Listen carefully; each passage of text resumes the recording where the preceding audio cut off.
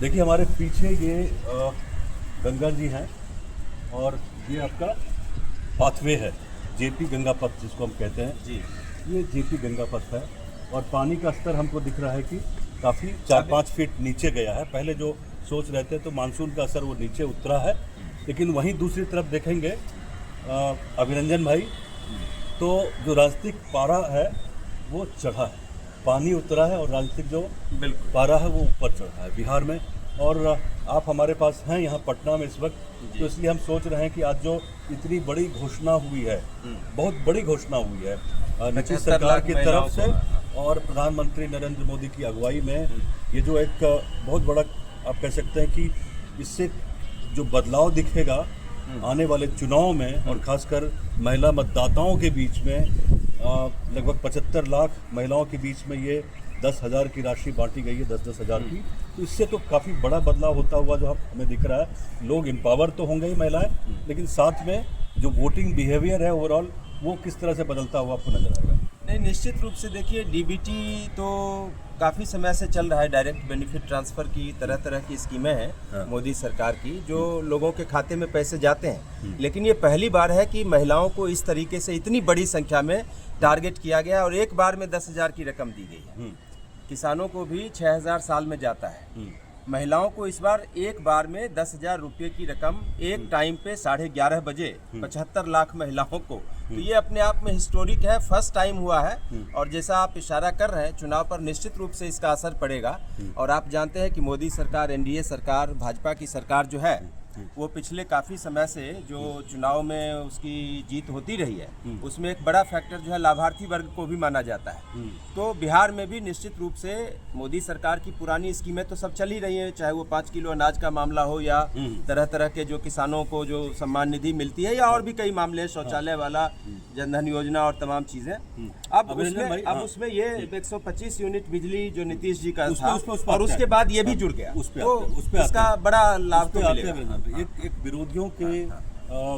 विरोधियों की ओर से लगातार ये सवाल उठ रहा है कि ये एक तरह से वोट खरीदा जा रहा है, मतलब पैसा दे के आप वोट खरीदेंगे।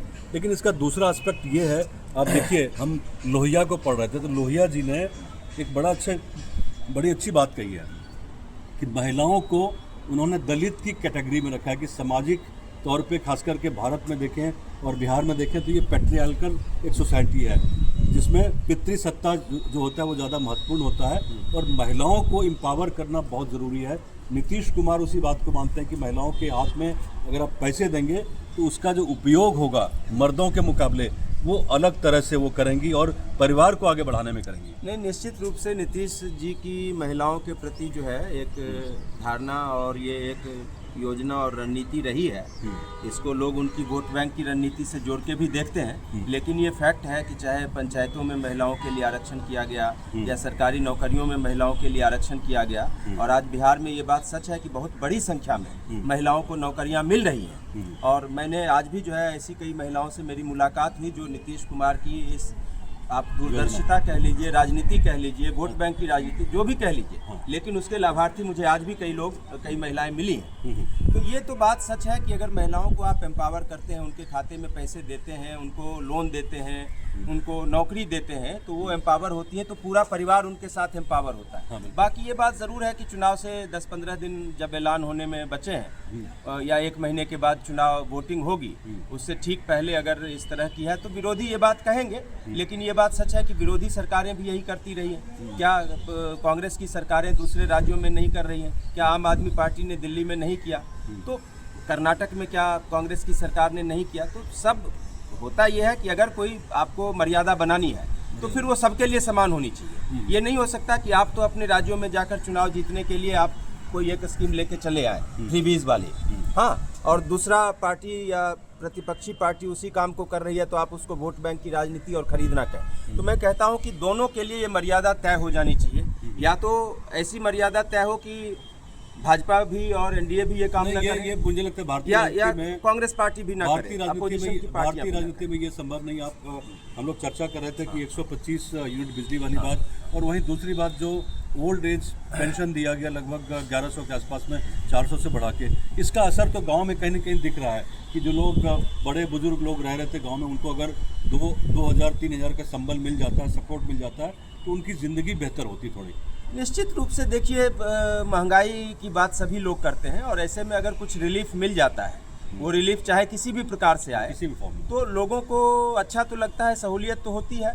लेकिन ठीक बात है, एक तरफ ये सहूलियत की भी बात है, दूसरा पक्ष भी आलोचकों का ये तो रहता है कि आप एक पॉकेट से निकालते हैं पैसे, दूसरे पॉकेट में डालते हैं आप पैसे। तो ये देखो एक लंबे बहस का विषय है, लेकिन जो चुनाव से आपने शुरुआत की थी, चाहे इसकी जिस भी तरीके से हम समीक्षा करें, लेकिन चुनावी राजनीति में इसका फायदा निश्चित रूप से होगा। और मोदी जी का जो एक विशाल लाभार्थी वर्ग पूरे देश में तैयार हुआ है, और नीतीश कुमार के साथ मिलकर जो ये डबल इंजन सरकार है, उस लाभार्थी वर्ग का और विस्तार हुआ है बिहार के अंदर। मुझे लगता है कि प्रधानमंत्री मोदी जी ने भी इस चीज़ को रियलाइज कर लिया कि जो जीविका वर्ग है, जो जीविका समूह है बिहार में, उसकी एक ताकत है।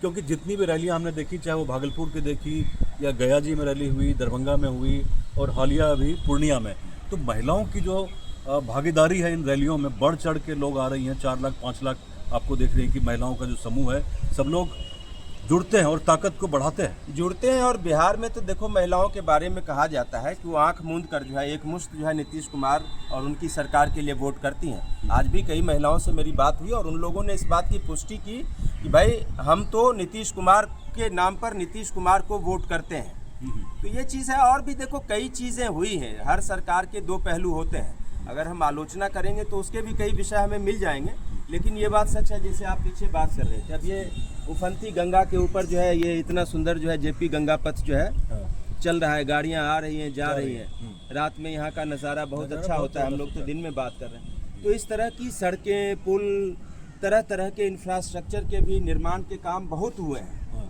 तो विकास कई तरफ से हुआ है। अब ये बात जरूर है कि कई कमियां भी हैं, उन सब पर भी बात हो सकती है। बाकी स्कूलों की दशा बेहतर कर सकते हैं, अस्पतालों की दशा बेहतर कर सकते हैं, पलायन का मुद्दा है उसको कैसे रोकेंगे, तो इन सब चीज़ों पर भी काम किया जाना चाहिए। ये बात जरूर है कि विकास हो, एकांगी विकास नहीं हो। तो सब लोगों को मिलकर सोचना चाहिए, सत्ता पक्ष के लोग भी सोचें, विपक्ष के लोग भी सोचें, एक दूसरे को टारगेट करने के लिए कोई बात नहीं। मुझे लगता है कि चाहे कोई भी पार्टी आए, देखिए हम हमेशा मान के चलते हैं निरंजन भाई कि बिहार जो है,